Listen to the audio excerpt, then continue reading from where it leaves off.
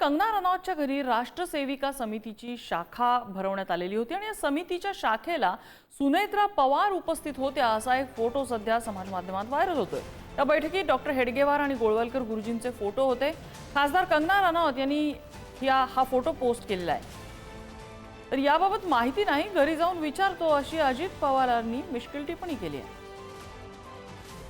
मी विचारतो, मला माहित नाही। माझी बायको सकाळपासून संध्याकाळपर्यंत कुठे जाते ते मिनिट मला माहिती नसतं। आपण आत्ताच विचारलेलं आहे। मी आता विचारतो, का ग कुठे गेली होती?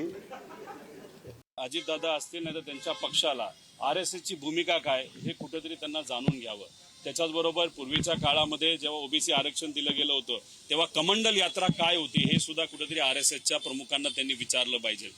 मला असं वाटतं की सत्तेत ते गेलेत, त्याचं कारण वेगळी आहेत, पण तिथे गेल्यानंतर त्यांचे विचार काय त्यांनी स्वीकारले नसतील, पण कुठेतरी त्यांच्यावर प्रेशर असेल। एखाद्या बैठकीला या, एखादा फोटो येऊ द्या, मग कुठेतरी एक संदेश जातो की हे सुद्धा आता आरएसएसचा विचार तिथं स्वीकारायला लागलेले आहेत। मग एका बाजूला तुम्ही पुरोगामी विचार म्हणता, एका बाजूला तुम्ही चव्हाण साहेबांचं नाव घेता, एका बाजूला तर शिवशाहू फुले आंबेडकरांचं नाव घेता, आणि दुसऱ्या बाजूला आरएसएसच्या बैठकीला तुम्ही जात असताल, नाही तर तुमचे प्रतिनिधी जात असतील। मग हे दुटप्पी भूमिका आहे आणि आज या राजकारणामध्ये दुटप्पी भूमिका लोकांना नकोय।